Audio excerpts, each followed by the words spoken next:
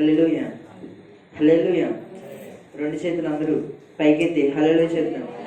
హల్లెలూయా. నీ కృపతో నన్ను ప్రేమించెను, ఎన్నేళ్ళుగా నన్ను పోషించావు. నీ కృపతో నన్ను ప్రేమించావు, ఎన్నేళ్ళుగా నన్ను పోషించావు. ఏమి వదలనయ్యా నా యేసయ్యా, నిన్నే స్తుతించి ప్రలమిల్లేదా. ఏమి వదలనయ్యా నా యేసయ్యా, నిన్నే స్తుతించి ప్రలమిల్లేదా. యేసయ్యా యేసయ్యా నీ ఉంటే చాలయ్యా, యేసయ్యా యేసయ్యా ఇంకేమీ వద్దయ్యా. యేసయ్యా యేసయ్యా నీ ఉంటే చాలయ్యా, యేసయ్యా యేసయ్యా ఇంకేమీ వద్దయ్యా. నీ కృపతో నన్ను ప్రేమించావు, ఎన్నేళ్ళుగా నన్ను పోషించావు. నీ కృపతో నన్ను ప్రేమించావు, ఎన్నేళ్ళుగా నన్ను పోషించావు. యవ్వన కాలమున నీ కాడిపోయుట నీవు నాకిచ్చిన కృపా భాగ్యమే. యవ్వన కాలమున నీ కాడిపోయుట నీ కృపా.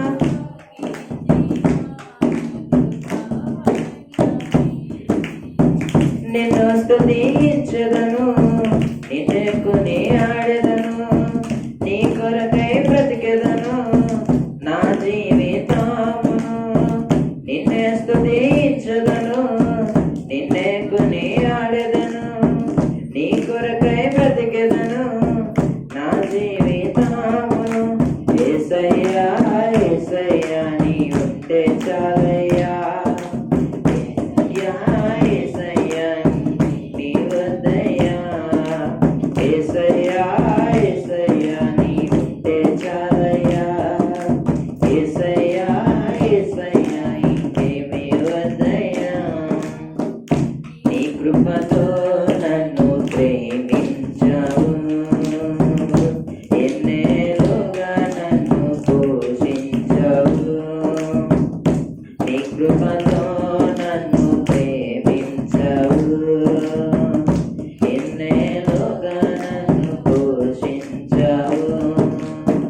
అంధకార క్రియలలో నేను పడి ఉండగా నీ కృపా బాహుళ్యమే నన్ను కాపాడెను. అంధకార క్రియలలో నేను పడి ఉండగా నీ కృపా బాహుళ్యమే నన్ను కాపాడెను. నీ దయతో రక్షించి నీ వెలుగుతో నింపితివి, నీ ఆత్మతో నన్ను నడిపి నీ సాక్షిగా నిలిపితివి. నీ దయతో రక్షించి నీ వెలుగుతో నింపితివి, నీ ఆత్మతో నన్ను నడిపి నీ సాక్షిగా నిలిపితివి. యేసయ్యా యేసయ్యా ఇంకేమీ వద్దయ్యా, యేసయ్యా యేసయ్యా ఇంటే చాలయ్యా. యేసయ్యా యేసయ్యా నీ ఉంటే చాలయ్యా, యేసయ్యా యేసయ్యా ఇంకేమీ వద్దయ్యా. నీ కృపతో నన్ను ప్రేమించావు, ఎన్నే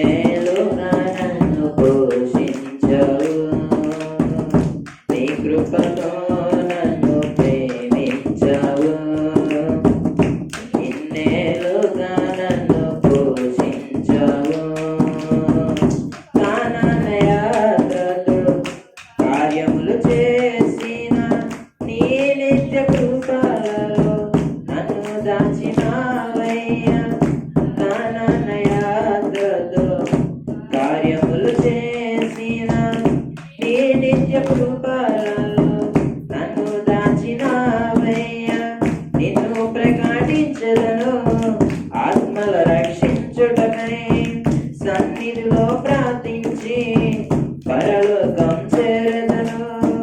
నిన్ను ప్రకటించదను ఆత్మల రక్షించుటకై. సన్నిధిలో ప్రార్థించి పరలోకం చేరదను. యేసయ్యా యేసయ్యా నీ ఉంటే చాలయ్యా. యేసయ్యా యేసయ్యా ఇంకేమీ వద్దయ్యా. యేసయ్యా యేసయ్యా నీ ఉంటే చాలయ్యా. యేసయ్యా యేసయ్యా ఇంకేమీ వద్దయ్యా. నీ కృపతో నన్ను ప్రేమించావు. ఎన్నేళ్ళుగా నన్ను పోషించావు. కృపతో నన్ను ప్రేమించావు. ఎన్నేళ్ళుగా నన్ను పోషించావు. ఏమివ్వగలనయ్యా నా యేసయ్యా. నిన్నే స్తుతించి ప్రళమిల్లెదా. ఏమివ్వగలనయ్యా నా యేసయ్యా. నిన్నే స్తుతించి ప్రళమిల్లెదా.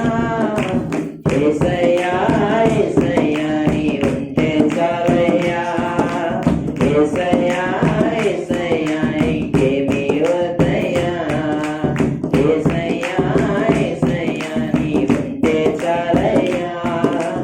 యేసయ్యా యేసయ్యా ఇంకేమీ వద్దయ్యా. హల్లెలూయా హల్లెలూయా.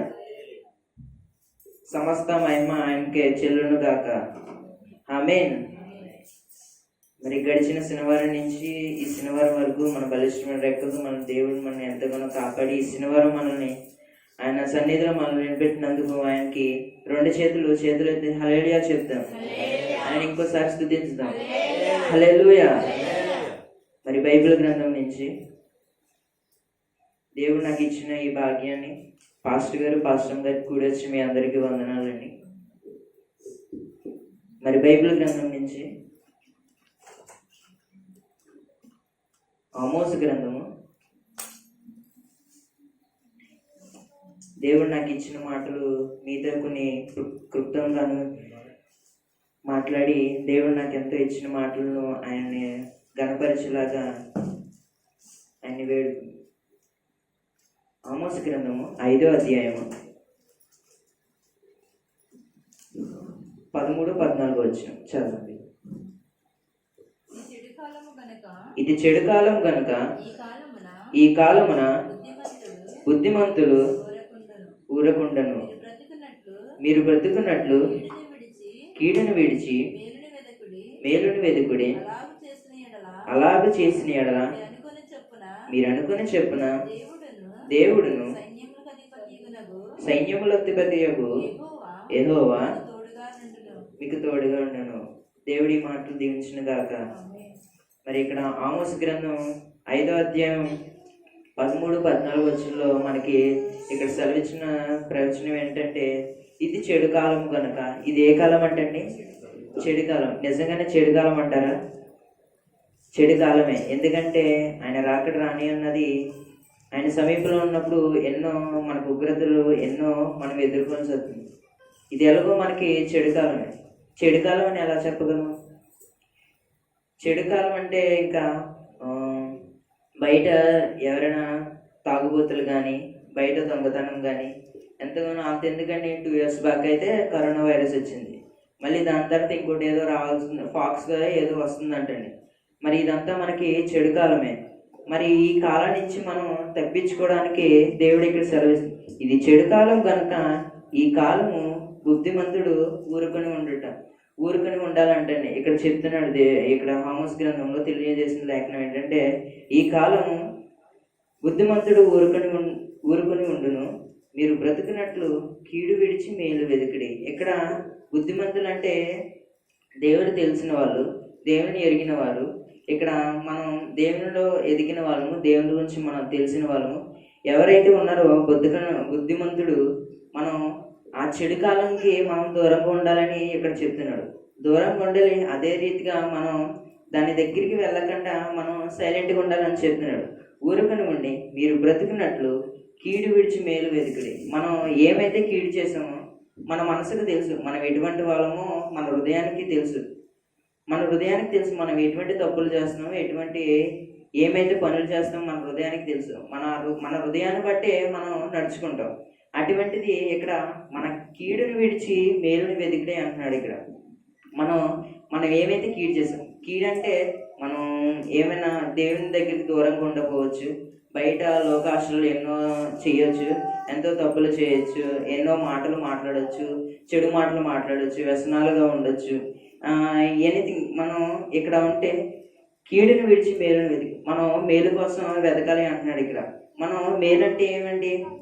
ముందుగా మనం మేలు చేయాలంటే ఒకళ్ళు మంచి చేయడం కాదు. ఆ మంచి మనం చేసే ముందు యేసు ప్రభు అనే దేవుడి గురించి మనం తెలుసుకోవాలి. అదే మనం చేసిన పెద్ద మేలు, అదే మనకు మంచిది. ఇక్కడ మేలును వెతికిడి అని చెప్తున్నాడు. మనం మేలును వెతకాలి. ఆయన బుద్ధిమంతుడు ఊరుకొని ఉండాలి. అదే బుద్ధిమంతుడు అదే మేలు కోసం మనం వెతకాలి. మనం ఏమైనా తప్పులు చేస్తే ఆ కీడును మనం విడిచిపెట్టాలి. ఆ కీడుని విడిచిపెట్టినప్పుడు మనం ఏమైతే చేస్తామో అది మనకు మేలు అనేది దొరుకుతుంది. ఆ మేలు మనం వెతికినప్పుడు అలాగ చేసిన ఎడల మీరు అనుకుని చెప్పిన దేవుడును సైన్యముల అధిపతి యెహోవా మీకు తోడుగా ఉంటాడు. ఇక్కడ ఏమంటాడంటే మనకి దేవుడు మనకి తోడుగా ఉంటున్నారని చెప్తున్నాడు. ఇది నిజమేనంటారా? నిజమేనండి. ఎందుకంటే దేవుడు లేఖనంలో రాసి ఉన్నది. ఇక్కడ మనం ఏమైతే కీడు చేసాం, మనం ఏమైతే తప్పులు చేసాం, ఎప్పుడైతే మనం దేవుడికి దూరంగా ఉన్నామో అదే మనకి పెద్ద కీడు అండి. దేవుడికి దూరంగా ఉండడమే పెద్ద కీడు. ఆయనలో మనం ప్రార్థన చేయడమే పెద్ద కీడు. ఆయన ఆజ్ఞలను మనం పాటించుకోవడమే పెద్ద కీడు అండి. ఆ కీడు ఎలాంటిదంటే మనం చెప్పాల్సిన వాళ్ళు చాలా మంది పడి ఉండొచ్చు. అటువంటి కీడు మనం మేలు కోసం వెతకాలి. ఆ మేలు కోసం వెతికినప్పుడు దేవుడు మనకి సైన్యములకు అధిపతి యెహోవా మనకి తోడుగా ఉండని ఇక్కడ సెలవిస్తున్నాడు.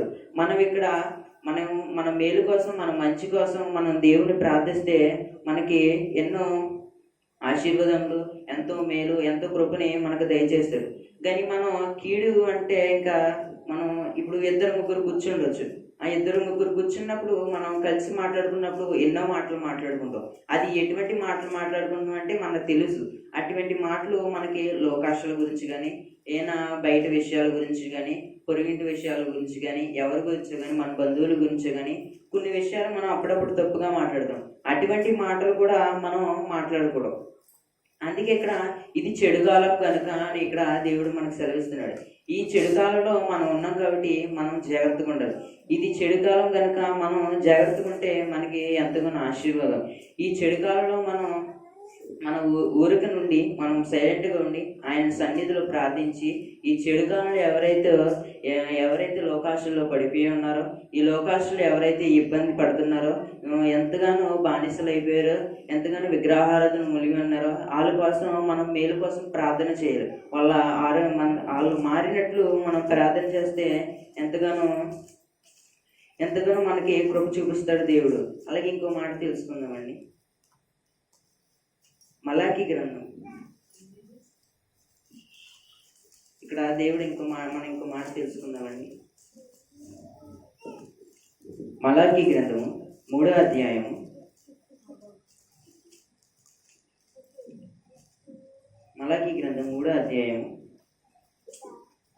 16వ వచనం చదువు. అప్పుడు యెహోవా యందు భయభక్తులు గలవారు ఒకరితో ఒకరు మాట్లాడుకొనుచుండగా యెహోవా చెవియొగ్గి ఆలకించెను. మరియు యెహోవా యందు భయభక్తులు కలిగి ఆయన నామమును స్మరించుచు ఉండువారికి జ్ఞాపకార్థముగా ఒక గ్రంథము ఆయన సముఖమునందు వ్రాయబడి ఉన్నది. ఇక్కడ మలాకీ గ్రంథంలో మలాకీగా మనకి రాసిన మాట ఏంటంటే, అప్పుడు యెహోవా యందు భయభక్తులు గలవారు ఒకరితో ఒకరు మాట్లాడుకుంటుచుండగా. ఇక్కడ మనకి తెలియజేసిన లేఖనం ఏంటంటే, మనం భయభక్తులు మనం నిజంగానే ఆయన యందు భయభక్తులు కలిగి ఉన్నామా? ఆయన యందు మనం విశ్వాసించి ఉన్నామా? ఆయనే దేవుడు అని తెలుసుకుని ఉన్నామా? ఆయన యందు మనం ఉన్నప్పుడు కీడును విడిచి ఉన్నామా? ఆ కీడులో మనం ఏమైతే మాట్లాడుతున్నామో ఇక్కడ సెలవిస్తుంది వాక్యం. అప్పుడు యెహోవా యందు భయభక్తులు గలవారు ఒకరితో ఒకరు మాట్లాడుకుంటుండగా. ఇప్పుడు మనం మాట్లాడుకున్నామంటే మనం భయభక్తులు అటు ఒకవేళ వేరే వారితో మాట్లాడినా మనం మాట్లాడినా ఇద్దరు మనం దేవుని యందు భయభక్తులు కలిగి ఉన్నామా ముందుగా మనం ఆలోచించాలి. మన ఆలోచన కూడా ముందుగా మనం మాట్లాడే ముందు మనం భయభక్తులు కలిగి ఉన్నామా? దేవుని యందు మనం నమ్మిక ఉంచి ఉన్నామా? ఆయన మాటలు మనం మాట్లాడుతున్నామా? మనం మాట్లాడే మాట ఏదైతే ఉందో అది కీడుని విడిచి ఉన్నదా? మనం మాట్లాడే మాట ఆయనకి నచ్చినట్లుగా ఉండగా ఇక్కడ మనకి సెలవిస్తుంది. ఒకరితో ఒకరు మాట్లాడుకుంటుండగా యెహోవా చెవియొగ్గి ఆలకించును. ఇక్కడ మనం ఇప్పుడు వేరే వాళ్ళతో మాట్లాడినప్పుడు మనం ఏమైతే మాటలు మాట్లాడతామో ఆ మాటలు యెహోవా చెవియొగ్గి ఆలకిస్తున్నాడంటండి. ఇక్కడ దేవుడు మన మాటలు మన అంతరంగంలో ఎరిగిన వాడు. మన మాటలు మన మనసులో ఏమనుకున్నా సరే ఆయనకి వెంటనే వితిన్ సెకండ్స్లో ఫాస్ట్గా ఆయనకి తెలిసిపోతుంది. ఎందుకంటే మన తయారు చేసిన దేవుడు కాబట్టి, ఆయనే కాబట్టి ప్రతి విషయం మనకు ఆయనకి తెలిసిపోద్ది. కానీ ఇక్కడ ఒకరితో ఒకరు మాట్లాడుచుండగా యెహోవా చెవియొగ్గి ఆలకించున్నాడు. మనం ఎవరితోనైనా మాట్లాడినప్పుడు మనం దేని గురించి మాట్లాడుతున్నాం అది కూడా దేవుడు మనం మాట్లాడే మాటలు ఆలకిస్తాడంట. మనం మాట్లాడేది ఆయనకి నచ్చినట్లు ఉందా? మనం మాట్లాడేది ఒకరికి మేలుగా ఉందా? మనం మాట్లాడేది మనకి ఎవరికైనా స్వస్థత కలిగే మాటలు మాట్లాడుతున్నామా? ఇక్కడ దేవుడు ఆలకిస్తున్నాడు. మరియు యెహోవా యందు భయభక్తులు కలిగి ఆయన నామమును స్మరించుచు, ఇక్కడ చెప్తున్నాడు, స్మరించుచు ఉండు వారికి జ్ఞాపకార్థం ఒక గ్రంథంలో ఆయన సముఖమందు రాయబడినాయి. ఇక్కడ చెప్తున్నాడు మనం మాట్లాడే మాటలు అంటే ఒక గ్రంథంలో రాస్తాడంటండి. ఆ గ్రంథంలో రాసినప్పుడు మనకి దేవుడు మనం మాట్లాడే మాటలు ప్రతి మాట దేవుడు ఆలకిస్తాడంటండి. ఆ మాటలు మనం మాట్లాడే మంచి మాటలు అయితే దేవుడు ఎంతగానో సంతోషిస్తారు. కానీ మనం మాట్లాడే మాటలు దేవుడికి నచ్చకపోతే మనకి కీడు అనేది ఎదురవుతుంది. ఆ కీడు నుంచి మనం తప్పించుకునేటప్పుడు ఒకరితో ఒకరు మాట్లాడుకున్నప్పుడు మనం ఎంతగా మాట్లాడాలంటే దేవుడికి ఇష్టపూర్వంగా మాట్లాడాలి. మనం మాట్లాడేది ఆయన సన్నిధి గురించి మాట్లాడాలి. మనం మాట్లాడేది ఏదైనా మనం ఒక పాటల గురించి కానీ ఒకరి గురించి ఎవరికైనా బాగోపోతే వాళ్ళ గురించి మాట్లాడుకున్నది కానీ అది దేవుడికి ఇష్టపూర్వంగా ఉండే మాటలు మాట్లాడాలి.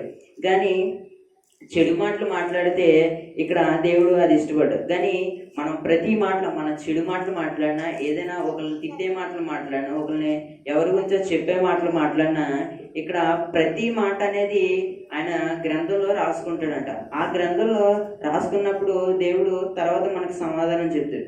ఆ గ్రంథంలో రాసుకునే వరకు మనం ఎందుకు ఉండాలండి? మనం మాట్లాడే మాట ముందుగా మన హృదయాన్ని తెలుసు కాబట్టి ఆ హృదయంలో మనకి ఎటువంటి మాట వస్తుందనే తెలుసు. అటువంటిది మాట్లాడే ముందు మనం ఆలోచించి ఒక్కసారి మనం పక్కల గురించి మాట్లాడినప్పుడు అది మనం మంచి మాట్లాడుతున్నామా చెడుకు మాట్లాడుతున్నామో ఆలోచించదు. ఆ మాటలు మనం మాట్లాడకుండా వెయ్యో మాటలు మాట్లాడితే, ఎందుకంటే దేవుడు ఆల్రెడీ దాంట్లో తన గ్రంథంలో ఎలాగో నోట్ చేసేస్తాడు, ఎలాగో ఆయన రాసేసి ఉంచాడు. మనం మాట్లాడే ప్రతి మాట ఆయన ప్రతితో సహా ఆయన రాసుకుంటాడు. అటువంటిది రాసుకున్నప్పుడు మనకి దేవుడు తర్వాత జవాబు ఇస్తాడు. ఆ జవాబు ఇచ్చినప్పుడు మనం మాట్లాడేది మంచిదైతే మనకి ఎంతగానో కృప దయచేస్తాడు. అదే మనం చెడుకు మాట్లాడడంకో ఆయన ఏంటంటే ఇంకా మనల్ని చూసి ఇంకా వీళ్ళని ఎంత మార్చినా మారట్లేదని చూస్తాడు. ఆయన మనకు అటువంటిది అలా ఉండకూడదు. మనకు దేవుడు ఎంతగానో మనల్ని క్షమించే దేవుడు, కనికర దేవుడు కాబట్టి మనం మాట్లాడే మాట ప్రతిదీ ఆలకించే మాట ఉండాలి. బుద్ధిమంతులు మనం ఎలా ఉండాలి? ఊరకు ఉండనట్లు మనం విధేయతగా కలిగి ఆయన సన్నిధిలో మనం ఒకలాగా అందరూ కలిసి ఉంటే మనకి ఎటువంటి కీడైతే రాదు. ఇంకో మాట తెలుసుకుందాం. దానియేలు గ్రంథం 12వ అధ్యాయం. దానియేలు గ్రంథం 12వ అధ్యాయం 3వ వచనం. బుద్ధిమంతులైతే ఆకాశ మండలంలోని జ్యోతులు పోలిన వారే ప్రకాశించెదరు. నీతి మార్గమును అనుసరించి నడుచుకున్నట్లు ఎవరు అనేకులను త్రిప్పుదురో వారి నక్షత్రముల వలె నిరంతరం ప్రకాశించెదరు. ఇక్కడ మనకి ఇక్కడ దేవుని లేఖనం సెలవిస్తుంది, బుద్ధిమంతులైతే ఆకాశ మండలంలో జ్యోతులను పోలిన వారై ప్రకాశించదు. ఇక్కడ మనం నిజంగా బుద్ధిమంతులమని అంటామండి. ఇక్కడ మరి దేవుడి లేఖనం మనకి ఇక్కడ సెలవిస్తుంది, బుద్ధిమంతులైతే ఆకాశ జ్యోతులు అంటే ఆకాశ నక్షత్రం వలె మనం ఎక్కడి నుంచి చూసిన నక్షత్రం అనేది మనకి ఆనుతుంది. ఎంతో క్లారిటీగా మనకి అది చిన్నగా కనిపించినా సరే అది మనకి ఎంత ప్రకాశంగా కనబడుతుంది, ఎంత మనకి ఆకర్షించుకునేదా కనబడదు. అటువంటి జ్యోతుల వల్లే పోలిన వారమై ప్రకాశించెదరు. కానీ మనం కీడు విడిచిన వాళ్ళమైతే మనకి ఎవరు మనతో మాట్లాడినా, ఎవరు మనల్ని చూసినా ఇటువంటి మనం ఏం చూస్తారు. అటువంటినప్పుడు చూసినప్పుడు మనం మాట్లాడే మాటలు ఎలా ఉండాలి, జ్యోతుల వల్లే పోలిన వారై ఉండాలి. ఆ మాటలు మనం మాట్లాడినప్పుడు కీడుని విడిచి మనం ఉన్నప్పుడు మనం ఎలా కనబడతాం అంటే జ్యోతుల వల్లే ప్రకాశిస్తాం అని. నీతి మార్గంలో నడుచుకున్నట్లు ఎవరు అనేకులను తిప్పుదురో వారి నక్షత్రం వల్లే నిరంతరం ప్రకాశించదు. ఇక్కడ దేవుని లేఖనం సెలవిస్తుంది, ఎవరైతే నీతి మార్గం అనుసరించదు, ఆయన మార్గంన ఆయన చుట్టూ ఆయన సన్నిధిలో ఉండి ఆయన ప్రార్థిస్తూ ఆయనని కొనియాడుతూ ఆయన స్తుతించుతూ ఆయన వాక్యంని తెలుసుకుంటూ ఉంటే ఇక్కడ నక్షత్రం వలె ప్రకాశించుదురు అని చెప్తున్నాడు. నిరంతరం మనం ఒకసారి కాదండి, మనం ఎప్పుడునూ ఆయనకి మనం ఎలా కనబడతామంటే ఆ నక్షత్రం వలె కనబడతామంటండి. మనం నక్షత్రంగా కనబడాలి, మనం ప్రకాశం చుట్టూ కనబడాలంటే మనం ఒకరు కనబడ్డామంటే వీళ్ళు దేవుని బిడ్డలు, మనం కనబడ్డామంటే అమ్మో వీళ్ళతో జాగ్రత్తగా ఉండాలి, ఎందుకంటే వీళ్ళు దేవుని బిడ్డలు, వీళ్ళతో జాగ్రత్తగా మాట్లాడాలని మనం అటువంటి వాళ్ళగా ఉండాలి. అందుకే మనం బుద్ధిమంతులైతే ఆకాశ మండలంలోని జ్యోతులను పోలిన వారే ప్రకాశించెదరు. మనం ఇటువంటి వాళ్ళగా ఉండాలి, మనం జ్యోతుల వల్లే వెలుగుతూ ఉండాలి. ఆయన సన్నిధిలో మనం ఎప్పుడు వెలుగుతూ ఉంటే మనకి ఎంతగానో మంచిది. ఎందుకంటే మనం ఎలా ఉన్నది అనేది తన గ్రంథంలో రాస్తూ ఉంటాడు. తన గ్రంథంలో రాసినప్పుడు మనకి ఇలా మనం నక్షత్రం వల్లే జ్యోతుల వల్లే కనబడలేదంటే మనల్ని ఎంతగానో దేవుడు ఊరుకోడు. కానీ మనం ఆ జీవ గ్రంథంలో ఎక్కినప్పుడు దేవుడు దాన్ని చదివినప్పుడు మనం ఎలా ఉండాలంటే నక్షత్రం వల్లే జ్యోతుల వల్లే మనను పోలి ఉండాలి. జ్యోతి వల్ల మనం నిరంతరము ఆయనకి అలా కనబడాలి. అయ్యో నా బిడ్డలు ఇంతలా నా కోసం శ్రమ పడుతున్నారు, నా కోసం ఇంతలా తపన పడుతున్నారని దేవుడికి కనబడాలి. అటువంటిది మనం ఎప్పుడైతే కీడు విడుస్తామో, ఎప్పుడైతే మనం చెడు పనులు విడుస్తామో అప్పుడు మనం ఎలా ఉంటామంటే జ్యోతుల వల్లే దేవునికి కనబడతామంట. దేవునికి ఎంతగానో మనం కనబడి ఆయన మనల్ని ఆశీర్వదిస్తాడంట. కీర్తన గ్రంథము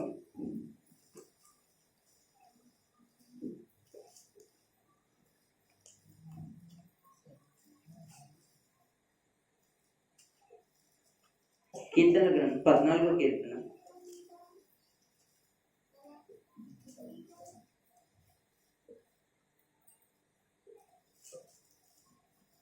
14వ కీర్తన 2-3 వచనం చదువు. వివేకము కలిగి దేవుని వెదుకువారు కలరేమో అని యెహోవా ఆకాశం నుండి చూచి నరులను పరిశీలించును. వారందరూ దారి తొలగి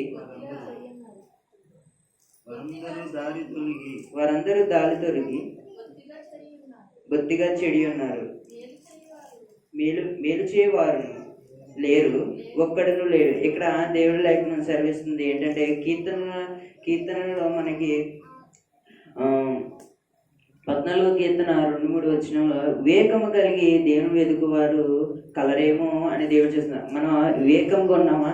వివేకంగా ఉండి, వివేకం అంటే ఏంటంటే ఆయనలో మనం నడుచుకుని ఉండట, ఆయన నమ్మి ఉండట, ఆయన సన్నిధిలో ఉండట, ఆయన ప్రార్థన చేయట, ఆయన గురించి మనం స్మరించట, ఆయన గురించి మనం ఎలా ఆయనతో మనం మాట్లాడాలో అనేది అలా ఉండట. ఇక్కడ అటువంటి వాళ్ళ కోసం చూస్తున్నాడంట దేవుడు. వివేకము కలిగి దేవుని వెదుకువారు కలరేమో అని యెహోవా ఆకాశం నుండి నరులను పరిశీలించును.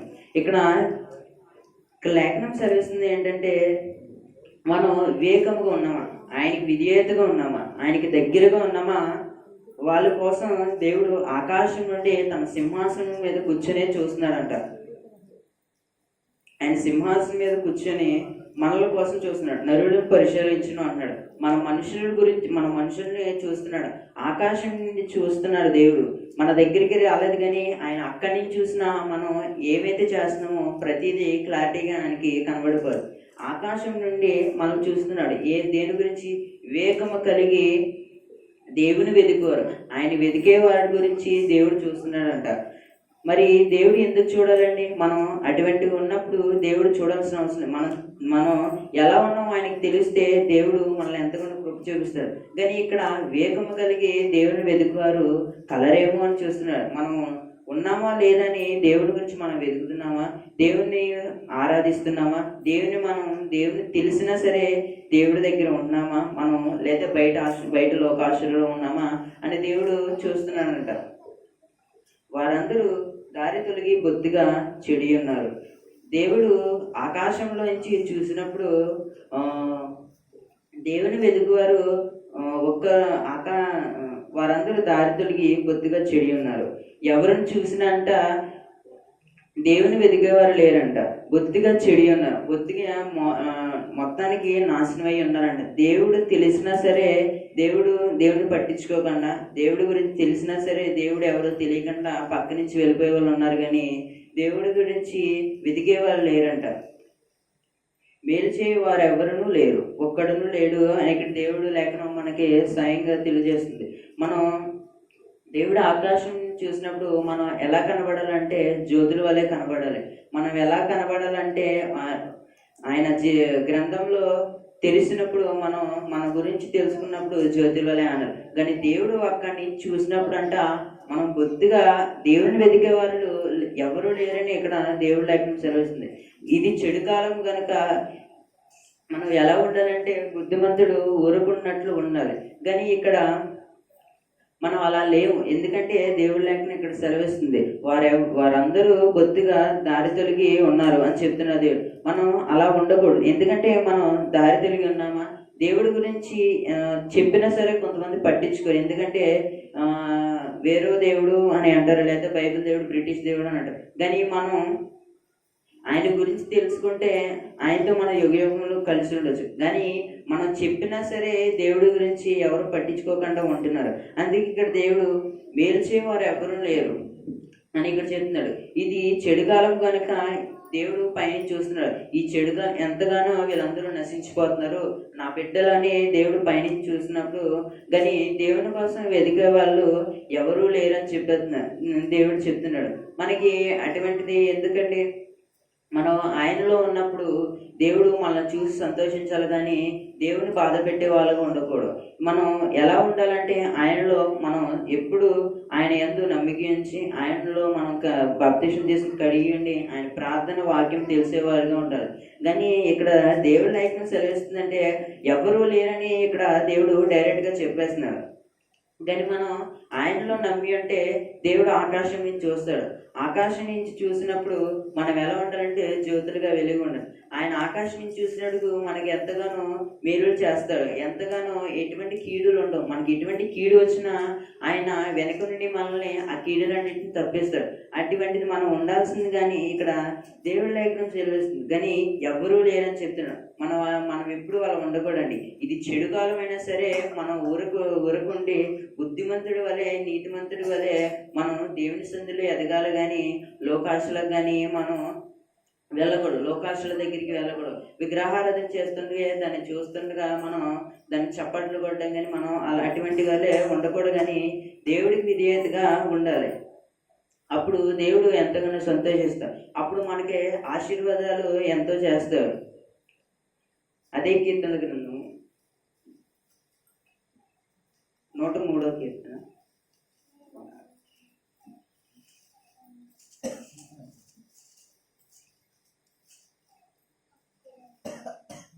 103వ కీర్తన 17వ వచనం.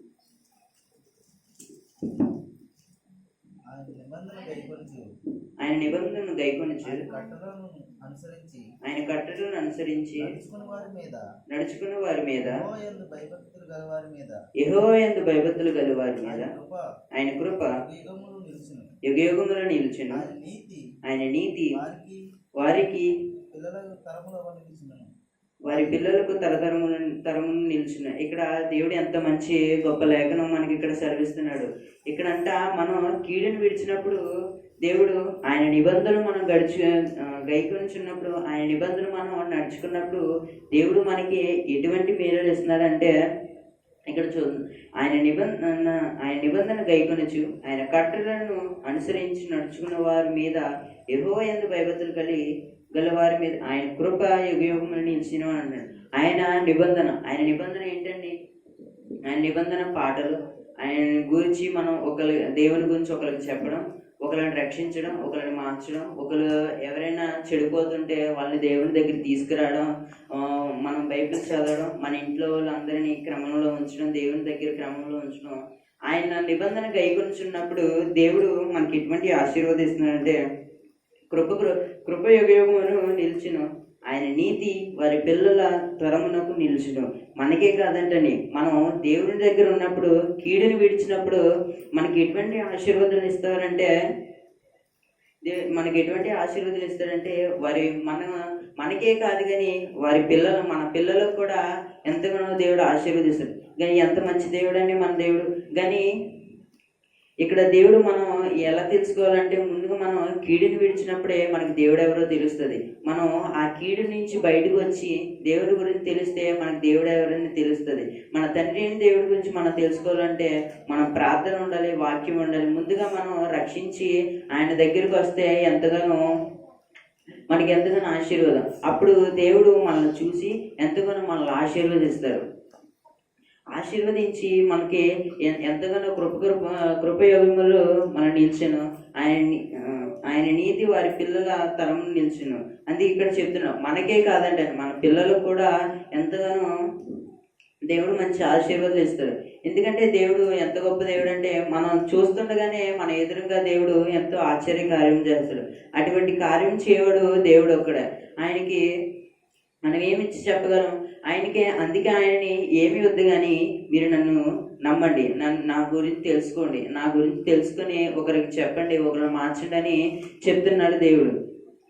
ఆయన కృప యుగయుగములో నిలుచును, ఆయన నీతి వారి పిల్లలు తనను నిలుచును. అందుకే మన పిల్లలకి ఆశీర్వాదం రావాలంటే, మనకు ఆశీర్వాదం రావాలంటే ఆయన తెలుసుకొని ఉంటే మనకి ఎంతగానో ఆయన నిబంధన మనం తెలుసుకొని ఉంటే మనకి మంచి ఆశీర్వాదాన్ని ఇస్తాడు.